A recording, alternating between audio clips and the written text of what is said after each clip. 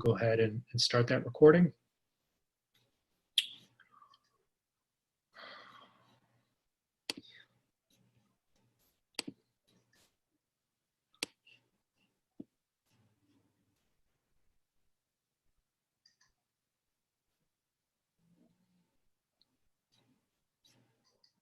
Okay, looks like we have a quorum present today.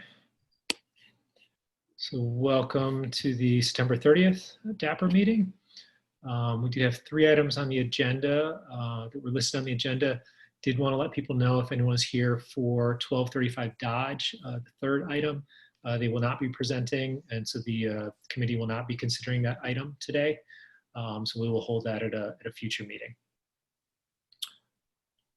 All right, first order of business is suspension of the rules to allow this meeting by Zoom. Do I hear a motion? I'll make a motion that we suspend the rules.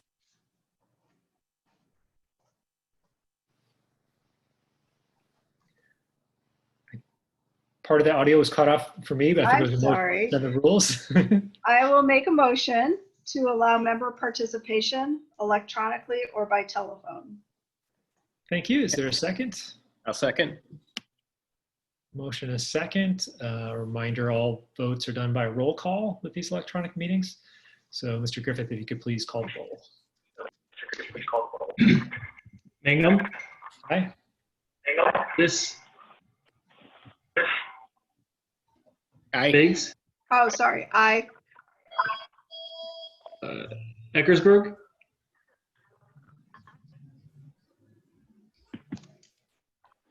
Aye. Tristan. Aye. Hank. Aye. Jones. Aye. And Sterling. Yes.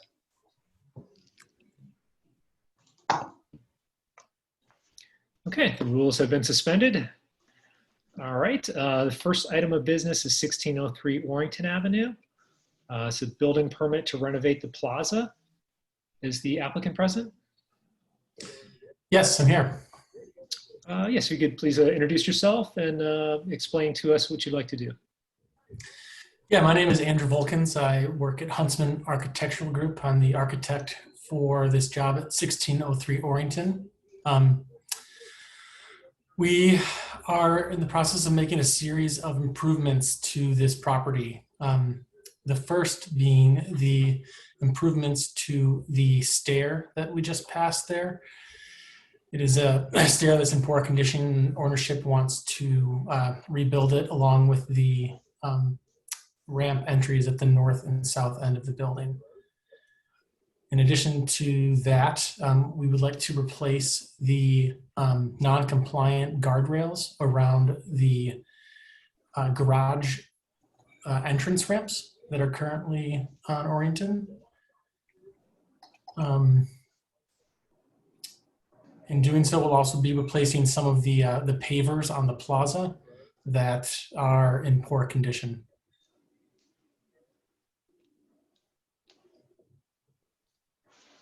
Okay, when you say some of the pavers, is there a particular section that you'll be replacing or just intermittently depending on the condition? Yeah, intermittently depending on the condition and what we find below. The building has some water getting into it in the basement, and so we're worried about the waterproofing underneath the pavers. So as we go along the project, we're going to sort of assess the conditions that we have, that we can access, and go from there. It could mean that there will be a additional permit application in the future to look at other areas on the plaza. But the initial sort of scope is this entry stair here that you see, and this ramp leading towards the building entry. Okay, and so for the replacement of the existing pavers, I know that often the coloring on those pavers wears over time. How confident are you of being able to match the existing? They have quite a bit of attic stock, if you will, in their basement of those pavers. I think they have about 1,100 pavers in stock from when they were originally put in. So There'll probably be some slight discoloration because they haven't been exposed to the elements, but we feel pretty confident that it won't look out of place. Okay, and then if we were present, we'd probably have you pass a material sample around to everyone to take a look at the new material. But if you could describe that to us there, what we see in the photo here, rendering. Yeah, this rendering is slightly outdated, unfortunately. The current design for this, all the forms are still the same, but the current design is to build all of this out of concrete and have the ramp itself be a different color concrete, so it differentiates itself. These, it looks like we're showing 3 different materials here. It'll really only be 2 materials, which will be concrete where that man in the foreground is standing. The stairs will be concrete as well. The ramp will be concrete, but just a different color variation. We're trying to tie that color variation into the existing plaza, so it looks like it's been there from the start, not like it's a new proposed material. Okay, and what would the 2 colors of concrete be? And Carlos, correct me if I'm wrong, but Yes. the concrete for the stair would just be a lightish gray, Correct. and then the ramp would tie into the plaza colors. Yeah, so you have like this reddish paver. The plaza has it creates a pattern with 2 different colors, and so that's what we're trying to bring in to match the paver into the platform and stair materials.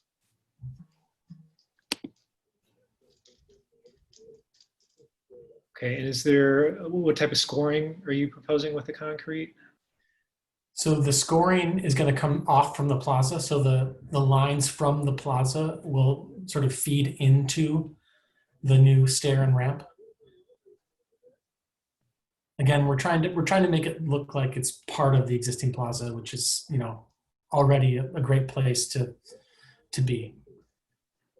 Yeah, so we're basically picking up on that existing pattern, and say, for example, where the pattern lines go east to west, then that would cut, slice right through where our platform and our landing is on that area, just to tie it all together as one concept.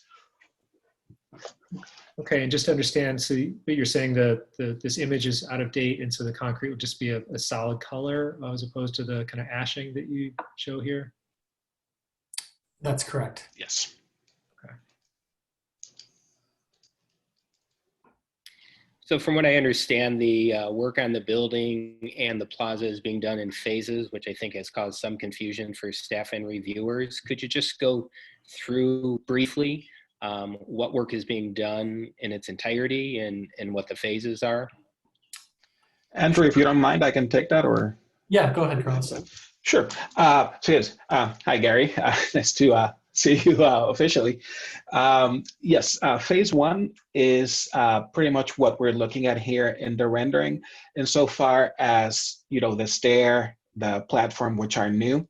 And as Andrew mentioned, this will also include getting rid of the rusting, failing guardrails that we have at the garage entrance, and pretty much that whole part, and the north stair, the north steps of the plaza, they're suffering from the same issue that we have on the south end, which is some of the steps themselves that we believe that the concrete mix had too much sand, so they're brittle and they're crumbling.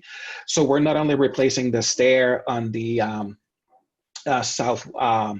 southwest corner, we would also be replacing the steps north of that with new stairs and adding an accessible ramp. And yes, as you're pulling up right there, so that would entail phase 1. Basically what you see outside of this grayish not in contract hatching that we're using here. So pretty much the west side of the plaza would be within the scope. Phase 2 includes a refresh, renovation of the lobby and the lower level, as well as addressing some of the lower level water infiltration issues. And phase 3 would be going into further into the plaza to change some of that design. So we'll be taking out a little bit of the paved areas. We'll be adding some more pavers and a planter that you see, and that would be on the phase 3 drawings. So phase 1 and 3 plaza work, we just divided into phase 2 on the interior work. And for phase 3, we're also proposing to add an entry canopy to highlight the actual entrance to the building. Okay. And exterior lighting upgrades on the Yes. underside of the soffit. Okay, so based on that, then this DAPR review would be required for phase 3 also, but not phase 2. Mm-hmm. I think the intention of ownership is to eventually work its way around the entire plaza to fix any water infiltration, but given their budgetary concerns, that they're trying to bite it off bit by bit, which is why we're going with this phased approach. Yep. And then do a holistic approach once we've done enough investigation to know what's happening underneath. We have some documentation from original drawings and prior work, but as you know, sometimes these are not 100% accurate. So we'll have the contractor do some forensics for us here. Okay, thank you. I have a question about the ADA ramps and rails. I assume that you've looked at ADA law and you've designed these ramps perfectly in accordance with ADA requirements. Correct. The railings themselves, I wasn't 100% sure exactly where our property line is. Do they extend onto the public way? They do not at the present, and they do not in the proposed design. We're keeping everything within the property lines. Excellent. And then the current guardrails that are out there, as you pointed out, need some TLC. They are somewhat, I mean, they look very similar to your drawings in terms of what you're actually planning on matching the existing. Are they the same configuration with the bar midway up, et cetera, or what do those actually look like? So we went with a more conventional approach for the new. I'm sorry, let me just clarify. Are you referring to the guardrails at the parking entry or the handrails in the plaza? The guardrails at the parking entry. Gotcha. So yes, so we went with a more conventional design where, like right now, the ones that they have, the ones that are rusting up, are very open. This one just has a series of verticals with the openings being no more. You can't fit more than a 4-inch sphere through those. Okay. Based on building codes and accessibility codes. Excuse me. And how high are those railings? I know I should be able to see, but Sure, 42 inches high. Okay. Yeah, and mind you, on the north portion of the garage entry, the opening for the garage sticks up, a couple of inches from the ground. So those will be at 42 plus for the total, but we're just doing 42 from the retaining wall that they're sitting on. So you'll get a little bit higher as you walk north. I guess I would send that back to my planner friends and ask them how they feel about that. Because these railings are quite a bit more obtrusive visually, although I think that safety-wise, it's a better design. Yeah, those have to be that way per the architectural and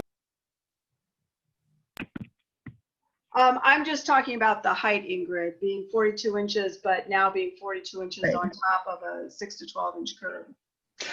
It's not that it's flat on the south end, and then on the north, when I was there, I believe, and I have it written down here, I believe it's like 3 inches.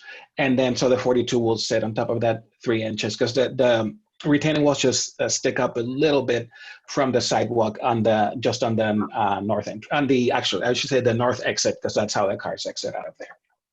Okay, my apologies. I remembered it to be more, but I didn't measure it. So, okay. I had a question about guardrail on the main ramp on the south. Shouldn't there be a hand railing on the west side of it? It seems like that's a kind of a awkward transition with the stairs and the ramp without the handrail along that southern ramp. So for this this portion, we wanted to keep it as open as possible, obviously meeting the minimum requirements for handrails, and that's why we were providing that L-shaped ramp on the north end. So we on that one we have handrails on both ends. We thought for this one, since it's not the main accessible point, that we could be a little more open, so that we just have it on the east side, as you pointed out. But then there's an accessible ramp. It seems like, you know, if somebody was going on a wheelchair, they might kind of veer off into the stairs, possibly, and that's, you know, why I think a handrail should be put there. So Ingrid, can we review that with Walter? Walter does have these plans. Can we review that with Walter? I did already, and he didn't have any code. There was nothing specific to that situation. Okay. So we deferred to, you know, whatever we decide, I guess. There's a diagonal sort of ramp at the Chicago Riverwalk that cuts through this stairs and the seating element that looks over the river that I think ownership was taken with. And this was sort of a play on that look and feel. That Chicago Riverwalk doesn't have the guardrail next to it either. I think it looks nice, but it's just, you know, a safety concern, I think. So we'll look at it some more, I think. Yeah, allow us to revisit that, okay? Okay. And if you could describe the awning that's proposed, I think I see it on the rendering, but I didn't really see it very well in the plans there. Yes, so this piece at the entry, this canopy will be steel framed, attached to the existing concrete columns, and then it'll be clad on all four sides, meaning the bottom of it where the lights are going to go, the top of it, what would be the roof, and the sides of it are going to be clad on metal panels that are to match the existing building shell color. And it's about a 21 foot 6 inch width total for the canopy. Okay, then how much does that project out from the face of the building? I can get you that number here if you can just bear with me. Sure. Because the entry's already covered some by the building, right? The lobby. Yes, exactly. There's an overhang. Right, and I think what was happening is that people that were coming to the building that weren't familiar with it didn't know, because there's lots of entry doors, didn't know where the main entry was. So the design intent was for this new ramp that leads you right to the correct door, and then highlighting that door with a new awning. And you know, the building itself is very Miesian in its design. It's a, you know, beautiful you know, box surrounded, you know, sitting on top of a glass lobby. And we wanted to keep the design of the awning sort of in a similar language, so it seemed of the building and not a new element that didn't belong. Okay, that makes sense. Thank you. Are there any other questions for the applicant? I have one quick question. What's the height of you have those two kind of terraces on the, you know, just south of the stairs. What's the height of that? It looks like it's maybe a little low to be comfortable for seating, but it's not really utilitarian to actually use as access. Is it 18 inches or is it shorter? Oh, you're talking about the two steps there to the right? Correct, yeah. Mm-hmm. Yes, those are 12 high. So it's 12 and then 24 for the top one total. Is there any way to make it a little taller? I mean, 12 is a little uncomfortable if you're going to sit on that bottom step. I mean, that's not ideal. We'll take a look, and basically what we were here we were constrained by the overall height of from the sidewalk to the top of the plaza, which is 2 feet plus, give or take 1 or 2 inches. So that's why we limited it at that height, but we can take a look at this. Okay. Yeah, or even if it wasn't terraced into 2 steps, if it was just that 24 inches, that maybe Right, that might be ideal, yeah. I think that would be a better solution, probably. Okay. Yeah, and then just personally, I would say is as far as the design of the concrete areas, or the areas that you're saying you're changing to concrete, I prefer the the ashing or something with a little more texture or design to it, as opposed to just the solid gray concrete that it sounds like you're now proposing. Okay. Would it, what's the best way to go about that? Is it to provide a new rendered image, or sending over material samples for approval, or? Yeah, I think we could do it with material samples, either images or specs of something, or if you can FedEx over the the concrete or the material itself. Okay. And where would we send that? Good question. I would say to the Civic Center. Nice. Scott's house.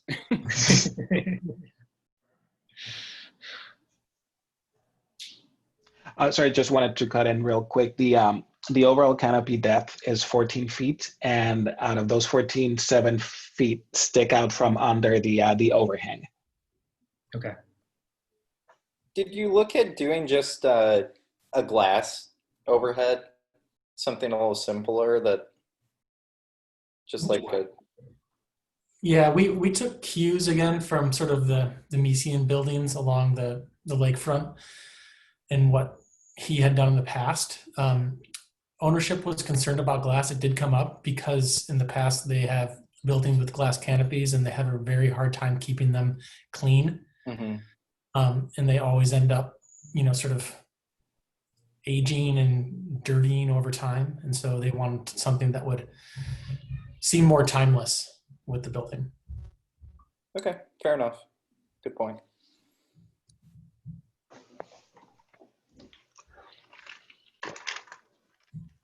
Okay, any other questions or discussion? Or is there maybe a motion that would incorporate final review of more sophisticated material, concrete material, and textured material for the ramp and the flat area at the base? So I will make a motion for a positive recommendation for preliminary and final review with the following contingencies. 1, the material texturing of the concrete on the ramp and at the base. And 2, revisiting the railing adjacent to the ADA ramp for potential further modifications. Okay, is there a second? Second. All right, motion and a second. If there's no further discussion, Michael, if you call the roll, please.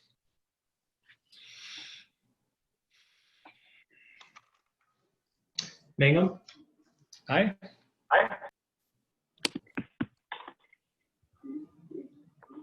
Gertis, Aye. Biggs, Aye. Eckersberg, Aye. Tristan, Aye.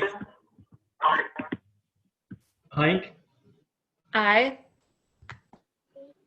Jones, Aye. and Sterling. Yes. Cueva is also here. All right, Deborah, Cueva. Aye.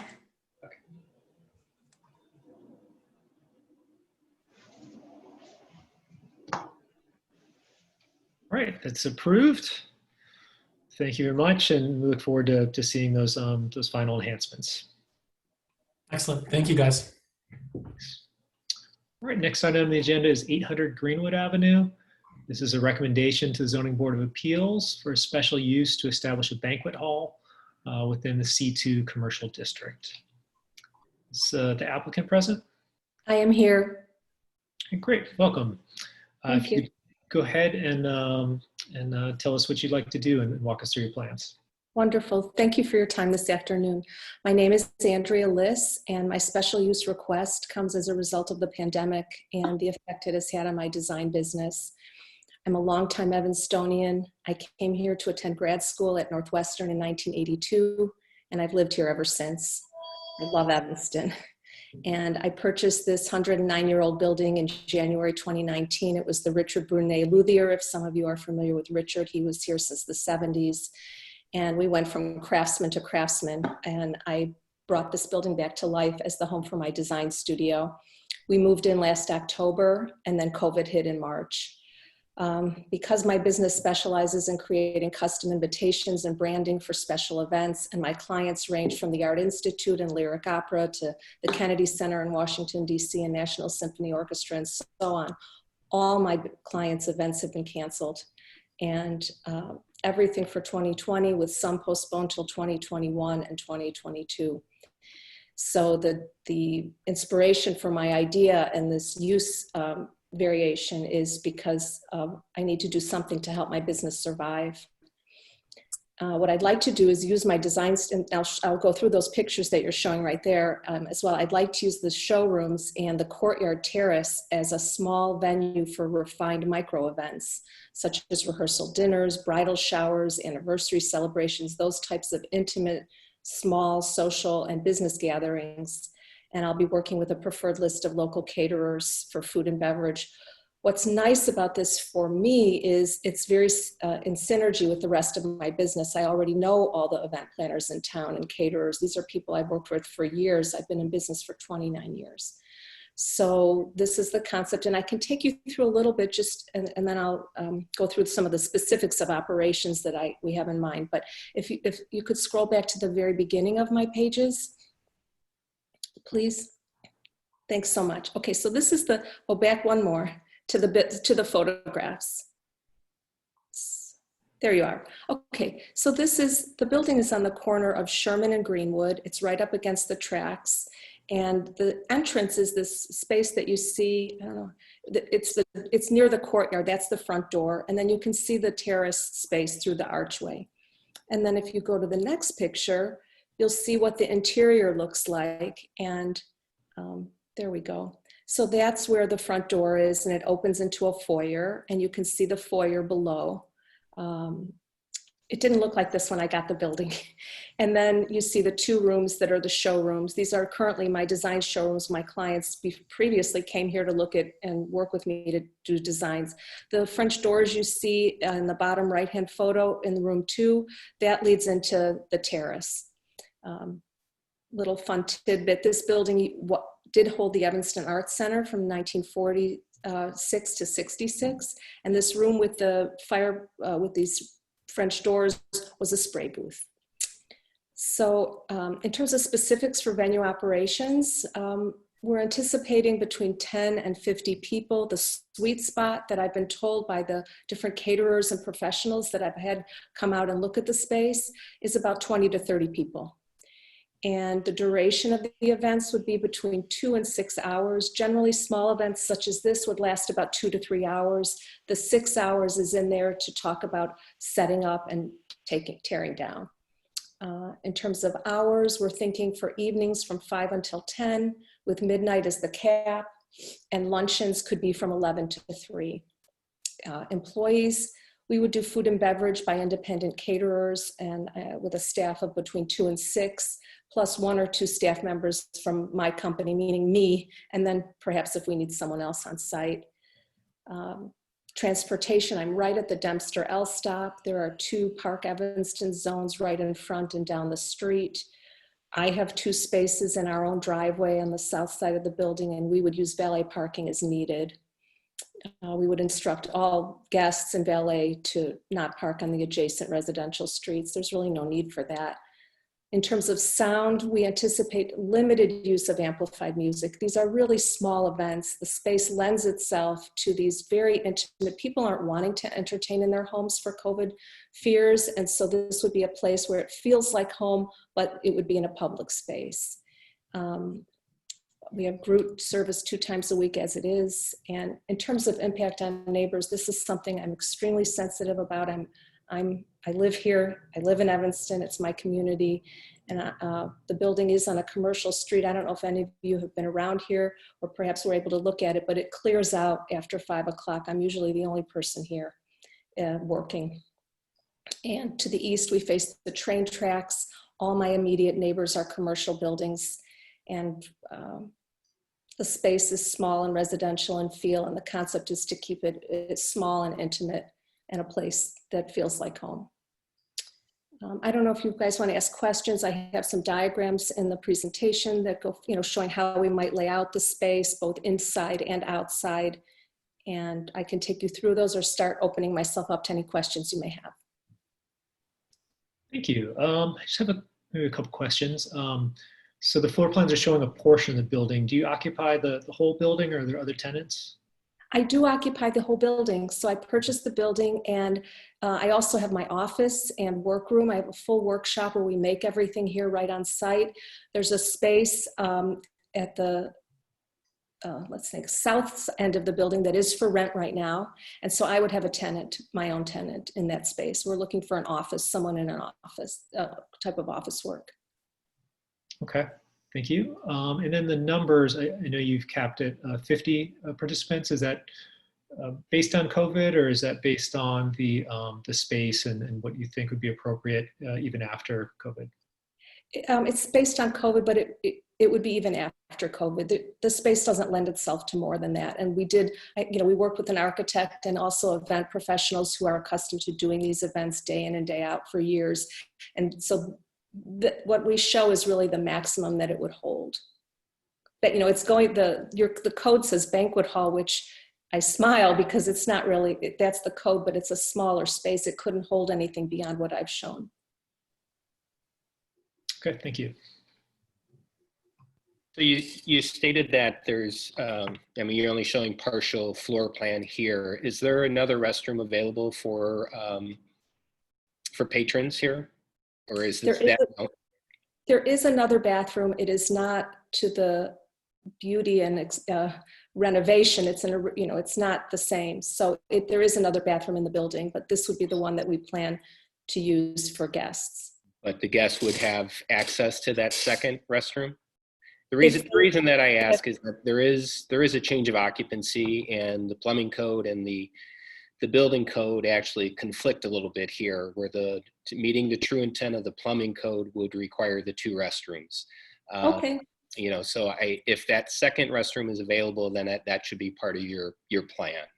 Okay. Okay. Thank you for telling me that. I didn't know it, and it certainly can be. Okay. And I think it's critical that the 50 occupants is the max. Once you go beyond that 50 occupants, then the IBC does consider this a change of occupancy, and that would be, so just keep that number as your maximum occupant count. Absolutely will do. Thank you. So I had just a brief concern about parking. You don't have parking on site. Are you just assuming then street parking for the participants? Attendees? So we have 2 parking spaces on site, and let's see if we have 2 parking spaces on the south side, and then we are thinking street parking and or valet, depending on the number of people. What we're thinking is if the maximum number of people is 30, and most of these are smaller family events, the number of cars that would be utilizing the space would be, let's say, 10 cars.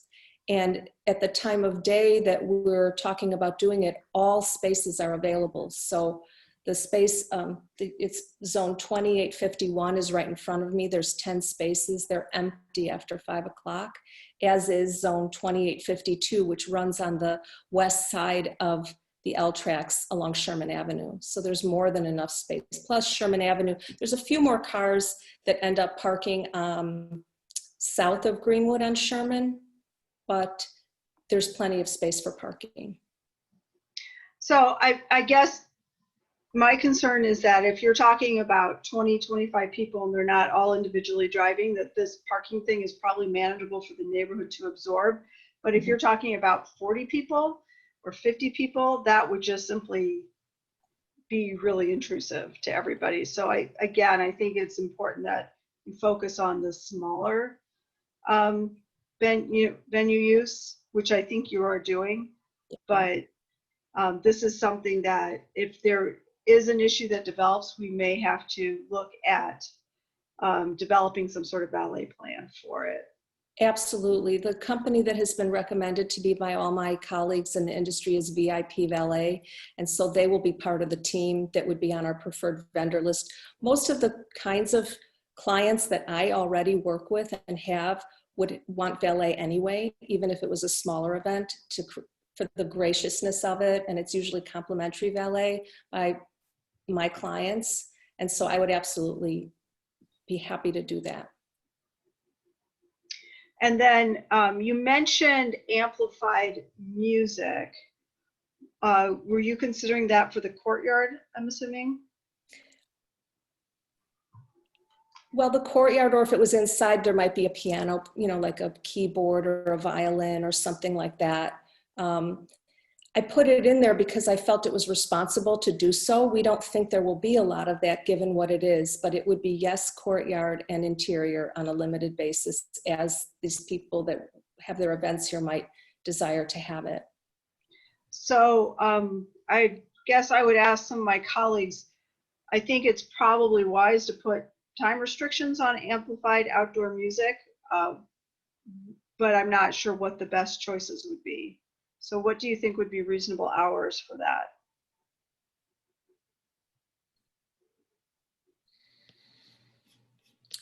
We've put forth lighting restrictions. I don't remember if we've put forth any type of amplified music restrictions, but typically it's a 10 p.m., 11 p.m.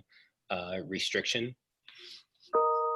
That's a good question. I can't recall offhand the package page proposal, Palm House proposal on Howard Street. Yeah, that's what I was thinking of, the Palm House. We did something like that. So I think if we make the outdoor amplified music restriction 11 p.m. on Saturdays and Friday and Saturday nights, that seems reasonable. Would that work with your business model, Ms. Liss? I think so. I don't anticipate anything going beyond midnight. It's not that kind of a place. I've asked this question of many people.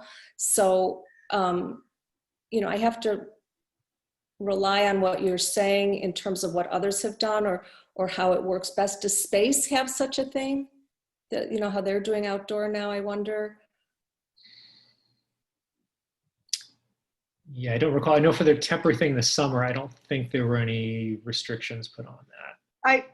I realize that some of this just seems radical, but we've actually had, not that they've all developed, but we've had a number of applications in the last few years for banquet hall spaces. And because of the character of Evanston and the way that residential and commercial and industrial quarters are all intermixed with each other, it all sort of becomes like, yes, you are not directly next to a household.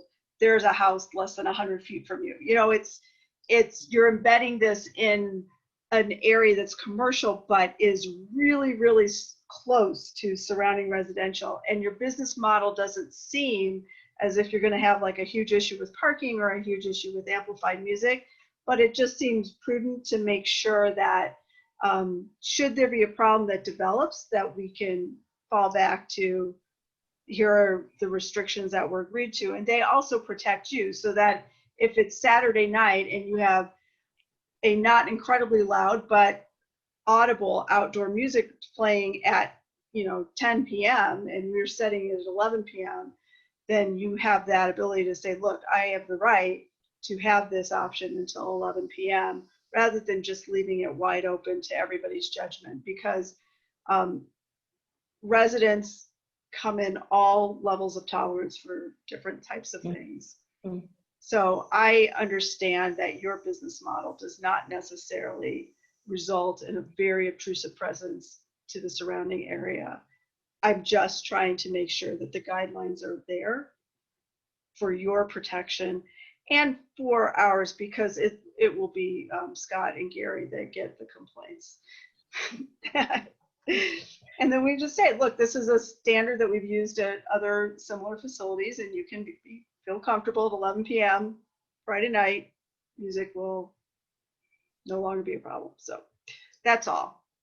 I understand. My worry is, will I not compare well to competition when I start to try to rent the venue if I tell people that? So I don't know the answer to that. And that if, but it will have to be in the contract that they can't have music beyond 11, let's say. So is 11:30? To me, midnight seems like a hard stop no matter what. But I want to abide by whatever you think is right for the least amount of conflict and so on. So I would be more comfortable with the midnight because of that, but I'm not really pressing hard. I just think it would be more comfortable. I'd want to ask some people if it would put me in a bad position. I think my recommendation would be for us to recommend an 11 p.m. cutoff. If you have significant concerns with that, I would say do the research, find what your competitors are doing, and then bring that evidence to the zoning board and make your case. That sounds great. That sounds good. And then 11 would be the fallback. So that sounds good. So yeah, I agree with Kate. I think it's or if you just find that even that you're getting a lot of pushback and you feel like it's a negative impact, then we can certainly reopen it and discuss it. Residents come in all level of tolerances, and these limits protect business owners as much as they protect residents. Thank you. I hear it. I do hear that it'll just, there's a structure for it for all of us to follow. It'll feel more comfortable to everyone. And historically, I think we didn't have as many of these restrictions. It's true. It's something that we've been doing more in the last few years because as certain types of businesses have expanded in Evanston, they are butting up more against residential properties, and we're starting to have more complaints for different types of things. So nothing against your business model at all or the location. It seems like you've been pretty thoughtful trying to figure out the best use for your property and the surrounding area and how they would mesh together. Thank you so much. I have. Thanks. It's good. So Scott, I think it's important that let's check to see what we've imposed on Palm House or others, so we're consistent on what we're imposing here too.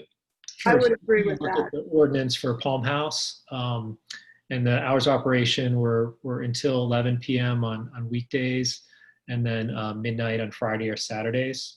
Now that was for indoor operations. We did have a stipulation in the ordinance for parking lot events that a parking lot event must receive approval from DAPR.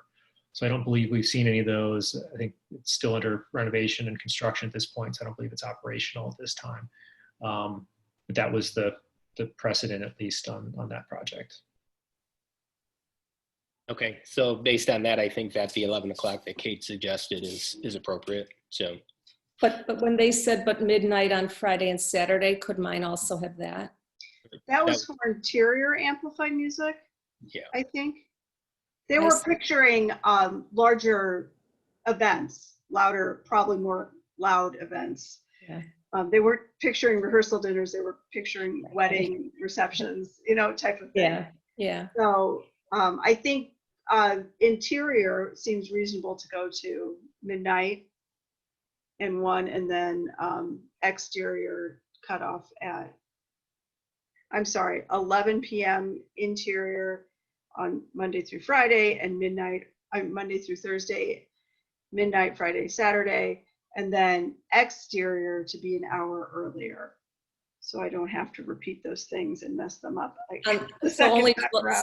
So till 11 on, yes, on outside. Okay. On the outside, but interior could go longer. Okay, thanks. That gives me a little wiggle room with the potential clients. Absolutely. Move the party inside. Okay. Yeah, and then I'd just suggest before the ZBA meeting that you maybe think through a little bit more the how valet operations would work, and if there would be locations for the valet to park offsite. And might want to look at the availability of parking lots for other uses around there. a couple churches nearby. The city has a couple lots, although I don't know what occupancy is like in the evening hours. Okay, that's great. I will do that. So we So that- haven't, I'm sorry, please. Just that I'd make a parking plan that is to add to this. Is that right? Okay, Yes. got it. And so the last few banquet halls, we've had a condition placed that in 12 months, if there is a problem, we would revisit parking plan, which I'd like to add to this again, so that if people do complain, we can say, hey, in 12 months, if this seems consistently a problem, then we can revisit it. And at that time, the goal would be, let's say you have so many large events where parking is not available, not just in the times you're talking about, but they're happening when there's conflicts and during business hours, et cetera. Then we do revisit it. It would just be to strengthen the whole valet operation requirements, not that we would try to shut you down, but that we would try to work with you to minimize the impact to the community. That sounds great. Just so I'm clear too, it's to revisit the parking silo of the business, not the fact that there's been a special use. Right. Right. Our goal is not, it is not our intention to shut down businesses. It is our intention to have businesses work well in the environment that they are placed. Okay, sounds great. Okay, are there any more questions or discussion from the committee? With that, is there a motion? Okay, I'll take a shot at this. Because most of the conditions were mine. I will make a motion for a positive recommendation to ZBA with the following conditions. We have time restrictions on amplified music, as we previously stated, that in the event that there are issues that occur over the next 12 months with parking, that the parking plan would be revisited in 12 months from the date of approval. I'll second it. Okay, and then just clarifying the hours on that. That was for overall operations as well. 11 to midnight, or 11 and midnight.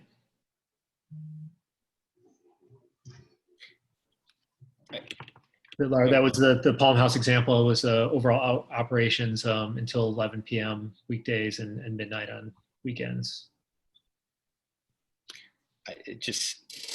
I don't know that I have a concern with the interior operations. I think it's just the exterior noise that is the concern here. So I think that the Palm House example is a little bit different just because of the occupancy count. So I would be comfortable just restricting the amplified music outdoors.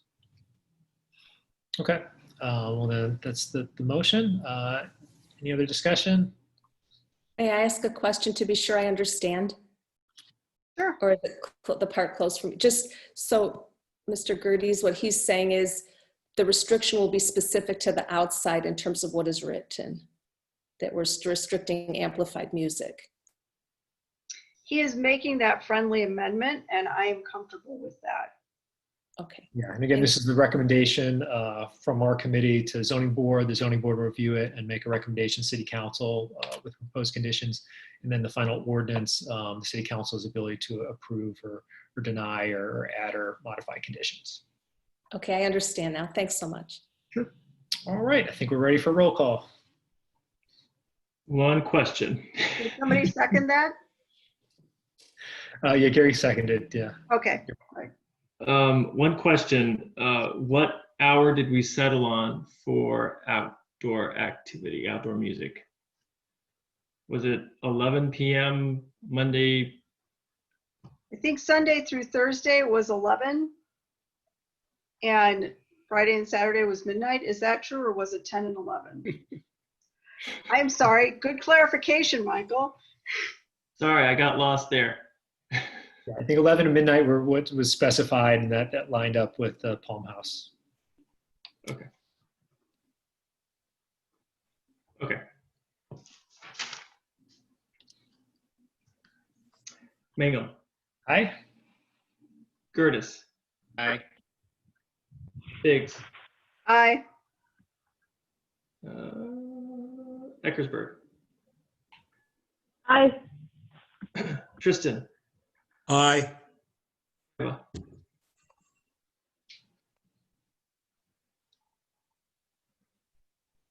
Hank, Aye.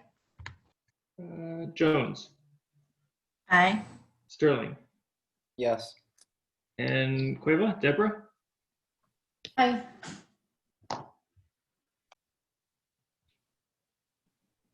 Okay, motion passes. This will move forward to the Zoning Board of Appeals. All right, as specified earlier, item number 3, 1235 Dodge Munchies will be saved for a future date. I'll make a motion, we hold that. Sounds good. I'll second. Is that controversial? So I'll save the roll call. on that. And there's nothing else on the agenda. So if there's a motion to adjourn. We still have the minutes. Oh, yeah. I skip over the minutes. All right. Thanks, Mike. Is there a motion to approve the minutes of September 23rd, 2020? Motion to approve. I will Second. Second. All right. Motion second. Ready for roll call? Mangum, Aye. Gertis, Aye.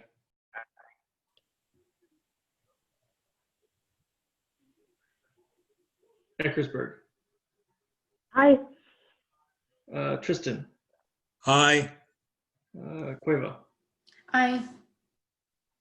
Hank, Aye. Jones, Aye. Sterling, Aye. Biggs, Aye.